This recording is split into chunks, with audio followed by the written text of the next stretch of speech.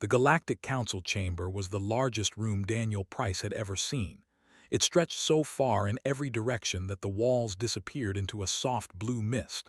Floating platforms held delegates from thousands of different species, each one stranger than the last. Some had too many eyes. Some had no eyes at all. Some were made of light, and others were made of stone. Daniel stood at the central podium in his simple suit and tried not to feel small. Behind him, his aide Laura kept her face calm and professional. She had trained for this moment for 15 years. They both had. Humanity had only discovered faster-than-light travel 60 years ago, and in that short time, they had spread to 47 worlds. They had made first contact with 12 different species. And now, finally, they had been invited to join the Galactic Consortium, the oldest and most powerful organization in the known universe. High Arbiter floated down from the highest platform to address the assembly.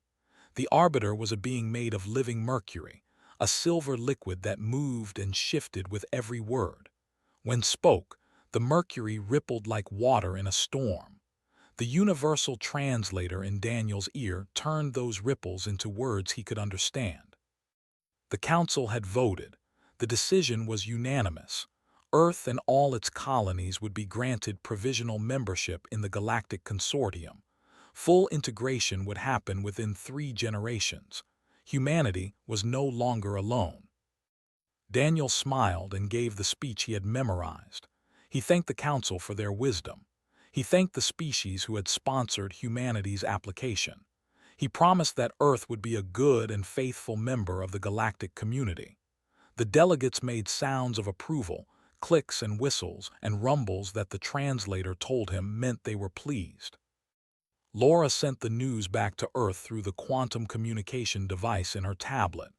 Within seconds, the message would reach every government, every news network, every person with access to a screen. Humanity had been accepted. The celebrations would last for weeks. But Daniel did not feel like celebrating. Something in silver form had shifted when the vote was announced, a small movement that might have meant nothing at all, or it might have meant everything. Daniel had spent his entire career learning to read people, and even though was not a person in any sense he understood, he could not shake the feeling that something was wrong.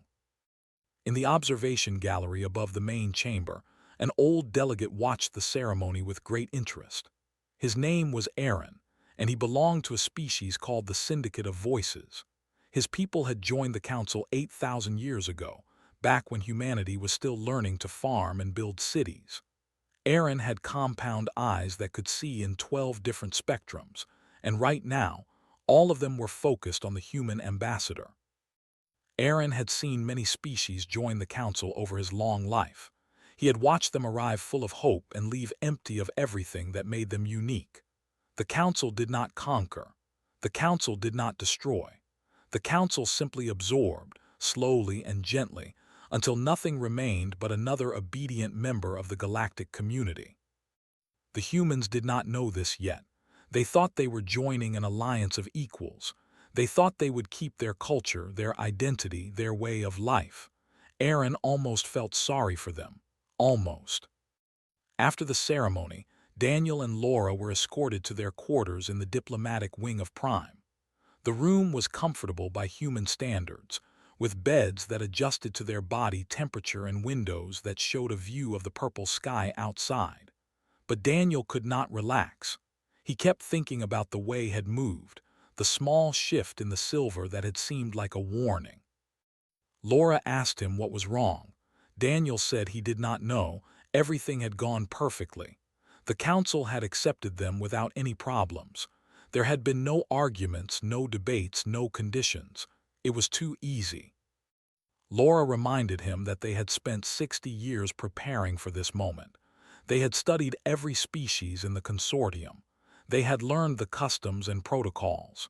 They had done everything right. Maybe it was supposed to be easy. Daniel wanted to believe her. He wanted to enjoy this victory, this moment that would go down in human history as the day everything changed. But he could not shake the feeling that the real test was still coming. 3 days later, his feeling was proven right. A message arrived from the Council's administrative office. It was a formal document, 14,000 pages long, written in the dry legal language that all species used for official business. The document contained the full terms and conditions of humanity's membership in the Galactic Consortium. Daniel started reading at sunrise. By sunset, he had only finished the first 1,000 pages, but that was enough to understand what the Council really wanted. The terms were not suggestions, they were demands, and if humanity wanted to be part of the galactic community, they would have to give up almost everything that made them human. Laura found Daniel sitting alone in the dark, the document glowing on his tablet screen. She asked him what was wrong, and he showed her the pages he had marked. The ones that talked about abolishing sports, dissolving property rights, and dismantling military forces. The ones that explained how humanity would need to change to fit the Council's definition of civilization. Laura read the pages twice. Then she sat down next to Daniel and did not say anything for a long time. Finally, she asked what they were going to do. Daniel said he needed to talk to the president.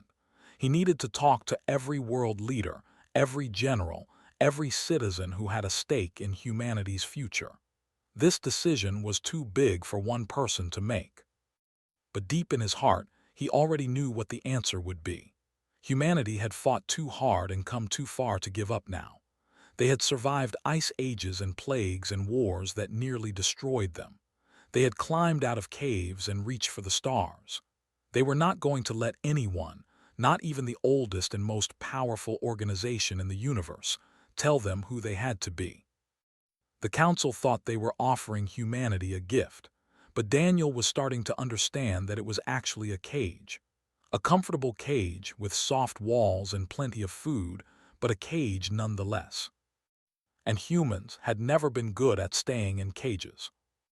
He looked out the window at the purple sky of Prime, at the ships floating between the clouds, at the vast and ancient civilization that surrounded them on all sides. Then he looked at Laura, who was watching him with fear and hope in her eyes. They were going to have to make a choice, and whatever they chose, nothing would ever be the same again. The emergency meeting took place in a bunker 300 feet below the Swiss Alps. Every major world leader attended, either in person or through secure holographic link. President Moore sat at the head of the long table, her face tired but focused. Daniel and Laura stood at the front of the room, ready to explain what they had found in the Council's document. Daniel started with the simple facts. The Galactic Consortium had existed for over 12,000 years. It contained more than 10,000 species spread across millions of worlds. It had technology that made humanity's best inventions look like children's toys, and it wanted Earth to join. But membership came with conditions. Daniel put the first page on the main screen. It was a summary of Section 4, which dealt with what the Council called primitive social behaviors. According to the document, all forms of competitive sport would need to be eliminated within 20 years of joining. The Olympics, the World Cup, every professional league and amateur tournament on every human world would be shut down forever. The room erupted in confused questions. Why would the Council care about sports?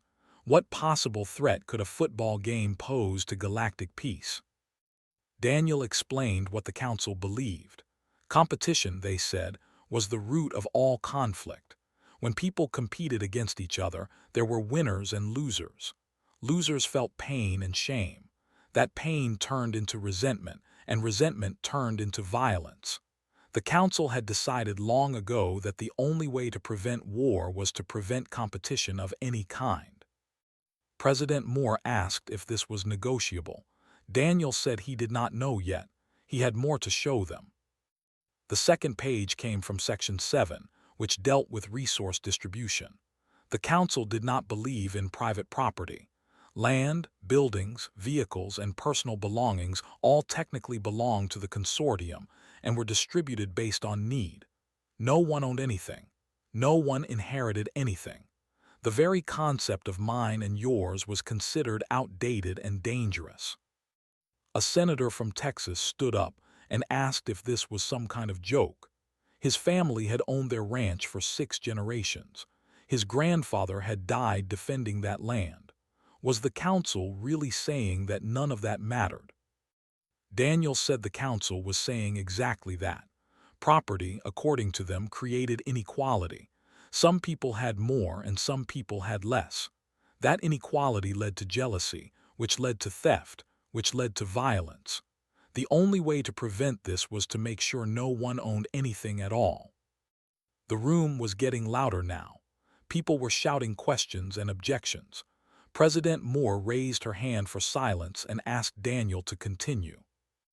The third page was the hardest one to show. It came from Section 12, which dealt with security forces.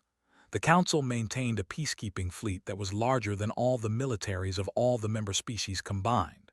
When a world joined the consortium, it was required to surrender its weapons and disband its armed forces. Soldiers would be retrained for civilian work. Ships would be decommissioned. Nuclear weapons, chemical weapons, and all other tools of war would be destroyed. A general in the corner of the room slammed his fist on the table. He had served for 40 years. He had lost friends in conflicts on 3 different worlds. He had sworn an oath to protect Earth and its people. Was the council asking him to break that oath? Daniel said the council believed military forces were unnecessary. In 12,000 years, there had been no major wars between consortium members. The peacekeepers handled any small conflicts that arose. Individual species did not need armies because the consortium protected everyone equally. Laura stepped forward and added something important. The council was not asking humanity to trust them blindly. They had records of every conflict they had ever resolved. They had data showing that violence had decreased by more than 99% since the consortium was founded. Their system worked. But it only worked if everyone followed the same rules. One species with weapons was a threat to all the others. One species with a military was a reminder that war was still possible. The council could not allow exceptions. President Moore sat in silence for a long time. The other leaders waited for her to speak. Finally, she asked the question that everyone was thinking. What would happen if humanity said no? Daniel had asked the same question to his contacts in the consortium. The answer was clear but not threatening. Humanity would not be punished. The council did not believe in punishment, but humanity would be excluded. No trade with consortium species. No travel through consortium space. No access to consortium technology or knowledge or resources. Earth would be alone on the edge of the galaxy, surrounded by a civilization that had decided to move on without them. The meeting lasted for 18 hours. Every argument was made, every option was explored. Some leaders wanted to accept the conditions and trust that the council knew best. Others wanted to reject them and take their chances alone. A few suggested trying to negotiate, to find some middle ground that would let humanity keep the things that mattered most. In the end, President Moore called for a vote, not just from the leaders in the room, but from every human being old enough to understand the question. The decision was too important for a small group to make. Everyone deserved a voice. The vote took 1 week. 7 billion people on Earth and another 3 billion on the colonies cast their ballots. The question was simple. Should humanity accept the Council's conditions and join the Galactic Consortium? Yes or no? Daniel watched the results come in from his quarters on Prime.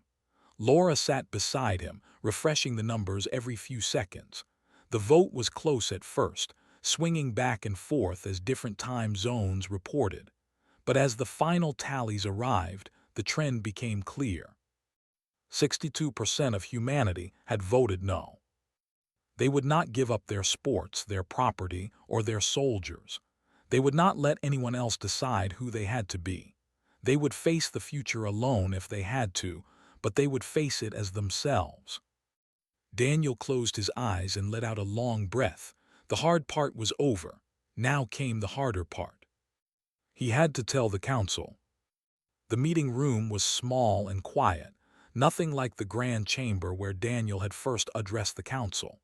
High Arbiter had taken a shape that almost looked human, with 2 arms and 2 legs and something that might have been a face. Daniel appreciated the gesture, even though he knew it changed nothing. He spoke clearly and without emotion. The people of Earth had voted. The answer was no. Humanity could not accept the conditions of membership. They were grateful for the invitation, but they would have to decline. Silver Form did not move for a long moment. Then the Arbiter asked why. What was so important about these primitive traditions that humanity would give up everything the consortium offered to keep them? Daniel had prepared for this question. He had practiced his answer 100 times. But now, standing in front of a being that was older than human civilization, he found that his prepared words felt hollow. So he spoke from the heart instead. He talked about his father who had played baseball every Sunday with his friends until he was too old to swing a bat. The game had never made him rich or famous, but it had given him joy, a simple happiness that came from trying his hardest and sometimes winning and sometimes losing. When his father died, his friends had scattered his ashes on the field where they used to play. That field was sacred ground to them. Competition had not made them enemies. It had made them brothers. He talked about his grandmother who had owned a small bakery in a town no one had ever heard of. She had worked there for 50 years, waking up before dawn to make bread and pastries for her neighbors. When she retired, she passed the bakery to her daughter, who passed it to her daughter after that. The building was old and the equipment was outdated, but it belonged to the family. It was part of who they were. Ownership had not made them greedy. It had given them roots. He talked about his uncle who had served in the military for 30 years. His uncle had never wanted to fight. He had never enjoyed violence. But he had believed that some things were worth protecting, and he had been willing to risk his life to protect them. When he came home, he was different, quieter and sadder than before. But he was also proud. He had done something that mattered. Military service had not made him a killer. It had made him a guardian. Listened without interrupting. When Daniel finished, the Arbiter's form rippled slowly, like a lake disturbed by a gentle wind. The council understood sentiment, said. They understood that young species formed attachments to their traditions. But sentiment was not wisdom. Humanity's traditions might feel meaningful, but they led to outcomes that were statistically harmful. Competition created division. Property created inequality. Military forces created the possibility of war. These were not opinions. They were facts, proven by thousands of years of data from thousands of different civilizations. Daniel said he understood the data, but he also understood something the data could not capture. Humans needed to strive. They needed to work for things, to earn things, to fight for things. A life without challenge was not a life at all. It was just existence. Said that existence was enough for 10,000 species across the galaxy. They were content. They were peaceful. They were happy. Daniel asked if they were alive. The question hung in the air between them. Did not answer. Instead, the Arbiter changed the subject. If humanity declined membership, there would be consequences. Not punishments, but natural results of the choice they had made. Trade agreements would be canceled. Human ships would be banned from consortium space. Diplomatic relations would be frozen. Earth and its colonies would be cut off from 97% of the explored galaxy. Daniel said he understood. Asked if he was sure. The galaxy was dangerous for species that were alone. There were things out there that even the consortium feared. Things that lived in the dark spaces between stars. Things that had no interest in peace or cooperation. Without the consortium's protection, humanity would be vulnerable. Daniel said humanity had always been vulnerable. They had survived ice ages that froze the planet. They had survived plagues that killed half their population. They had survived wars that destroyed entire cities. They were still here. They would find a way to survive whatever came next. Form shifted again, and this time Daniel thought he saw something like respect in the movement. The Arbiter said that humanity's choice would be recorded. The council would not try to change their minds, but the offer would remain open in case future generations felt differently. Daniel thanked the arbiter for the meeting. Then he turned and walked out of the room, his footsteps echoing in the empty corridor. Laura was waiting for him outside. She asked how it went. Daniel said it went as well as it could. The council was not happy, but they were not angry either. They seemed almost sad, like parents watching a child make a mistake they could not prevent. Laura asked if Daniel thought they were making a mistake. Daniel thought about his father on the baseball field, his grandmother in the bakery, his uncle coming home from war. He thought about every human who had ever competed, ever owned something, ever fought to protect the people they loved. He said no. Whatever happened next, they were making the right choice. The announcement went out the next day. President Moore delivered it herself, standing in front of the flags of every nation on Earth. Humanity was withdrawing from the Galactic Consortium. They were grateful for the opportunity, but they could not accept the conditions. Half the world celebrated, half the world mourned. Daniel watched the reactions from his quarters and felt nothing but exhaustion. The hard work was just beginning. They had chosen freedom over security, independence over belonging. Now they had to prove that the choice was worth it. They had to build something new. 20 years passed faster than anyone expected. The first few years were hard. Without access to consortium trade networks, humanity had to find new sources for rare materials and advanced technology. Without consortium star maps, their ships had to explore unknown regions of space, charting new routes through dangerous territory. Without consortium protection, they had to build their defenses from scratch. But humans were good at solving problems. They always had been. Daniel Price retired from diplomatic service and returned to Earth, where he wrote a book about his experiences with the Council. The book became required reading in schools across every human world. Children grew up knowing the choice their parents had made and understanding why it mattered. Laura took over as the head of Earth's new diplomatic corps. Her job was different now. Instead of trying to join the consortium, she was building relationships with species the consortium had ignored. The galaxy was full of civilizations that had never been invited to join, or that had been rejected, or that had walked away just like humanity.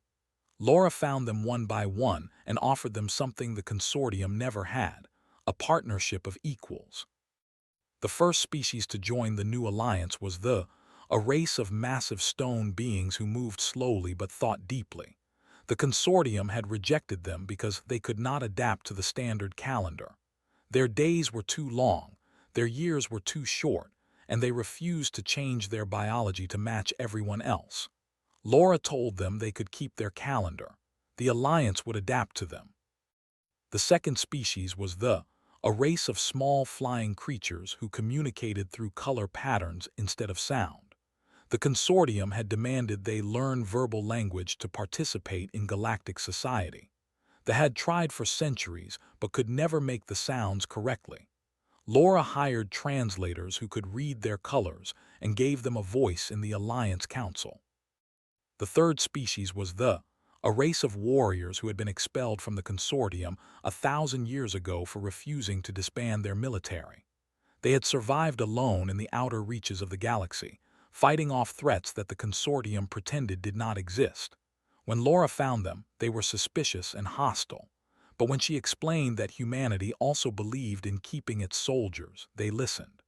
Within a year, ships were patrolling alongside human vessels. The alliance grew slowly but steadily. By the time Daniels were born, it included 47 species spread across 200 worlds. They called themselves the Coalition of Free Peoples, a name that Laura had suggested during a late-night meeting when everyone was too tired to argue. The consortium watched this growth with something that might have been concern. Aaron, now the oldest active representative in the council, filed regular reports about humanity's activities. He noted that their technology was advancing faster than expected. He noted that their population was growing despite the lack of consortium medical support. He noted that their ships were appearing in places they should not have been able to reach. High Arbiter read these reports and said nothing. The Council had made its position clear. Humanity had chosen to leave. Whatever happened to them was their own responsibility. But other members of the Council were not so calm. A faction led by the Synthesis Collective argued that humanity was becoming a threat. Their alliance was attracting species that the consortium needed. Their military was growing stronger every year. Their culture of competition was spreading to worlds that had been peaceful for. The collective proposed a solution. Not war, because the Council did not believe in war, but pressure. Economic pressure, diplomatic pressure, social pressure. They wanted to isolate humanity completely, to cut them off from every possible resource until they had no choice but to surrender. Rejected the proposal. The Council had promised not to punish humanity for their choice. Breaking that promise would undermine everything the consortium stood for. If humanity was truly making a mistake, time would prove it. There was no need to interfere. The collective accepted the decision, but they did not forget. They began watching humanity more closely, looking for any excuse to act, and in the darkness of space, they started making plans of their own. Daniel died peacefully in his sleep at the age of 94. His funeral was attended by representatives from every species in the coalition of free peoples. Laura, now old herself but still sharp and determined, gave the eulogy. She talked about the choice Daniel had made 50 years ago, the choice that had changed humanity's future forever. She said that Daniel had understood something important. Freedom was not free. It came with risks and costs and dangers that safety would never have. But it also came with something else, something the consortium had forgotten how to feel. Hoping. The consortium had peace, but they had stopped hoping for anything better. They had stability, but they had stopped dreaming of anything new.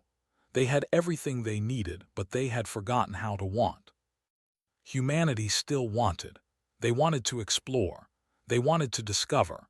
They wanted to build and create and compete and grow. They wanted to see what they could become if no one told them what they had to be. Daniel had given them that chance, and they were not going to waste it. After the funeral, Laura returned to her office and found a message waiting for her. It was from Aaron, the old representative who had watched humanity's acceptance ceremony half a century ago. He wanted to meet in secret, away from the Council's eyes. Laura agreed. She did not know what the old alien wanted, but she had a feeling it was important. She was right. The meeting took place on a small moon at the edge of consortium space. Aaron arrived alone, his old body moving slowly across the rocky surface. Laura was waiting for him in a pressurized shelter, her breath fogging in the cold air. They were both too old for this kind of adventure, but some conversations could not happen through normal channels. Aaron sat down across from Laura and studied her with his compound eyes. He said he had watched humanity for 50 years now. He had expected them to fail. He had expected them to come crawling back to the consortium, begging to be let in on any terms. He had expected their alliance to fall apart, their colonies to collapse, their species to fade into the darkness of space. None of that had happened. Laura asked what he wanted. Aaron said he wanted to understand. His species had joined the consortium 8,000 years ago. Before that, they had been warriors, artists, builders, dreamers.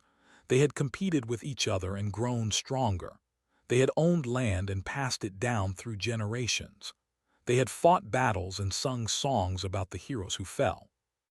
Then they joined the consortium, and slowly, all of that disappeared. The competition stopped because competitions created losers. The land was redistributed because ownership created inequality. The battles ended because violence created fear. His people became peaceful and content, and they forgot everything that had made them great. Aaron had lived long enough to remember what his species used to be. He was one of the last ones who could. When he died, That memory would die with him, his children, and would never know what they had lost because they had never known what they once had. He asked Laura a simple question. What did humanity take away when they left the consortium? Laura thought about the question for a long time. She thought about Daniel, who had stood before the council and said no. She thought about the billions of people who had voted to keep their traditions, even knowing the cost. She thought about the alliance they had built, the species they had gathered, the future they were creating together. She said humanity took away the lie.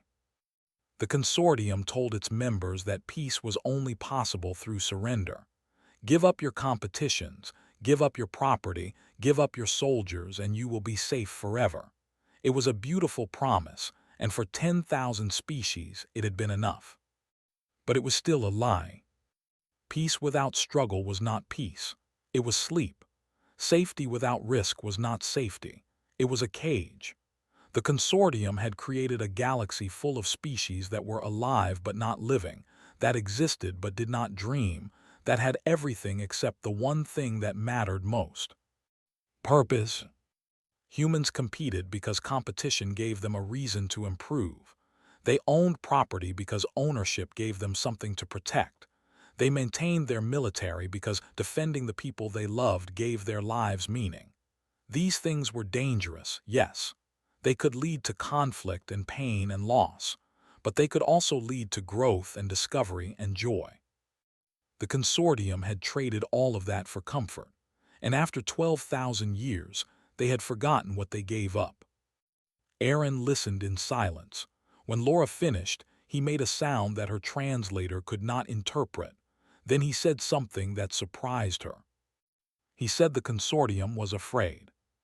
For the first time in thousands of years, they were watching a species thrive outside their system. Humanity was not just surviving. They were growing stronger, reaching further, dreaming bigger than anyone had dreamed in. And the species they gathered were starting to remember what they used to be. The Synthesis Collective was not just concerned. They were terrified. Because if humanity succeeded, if the coalition of free peoples proved that there was another way to live, then every species in the consortium might start asking dangerous questions.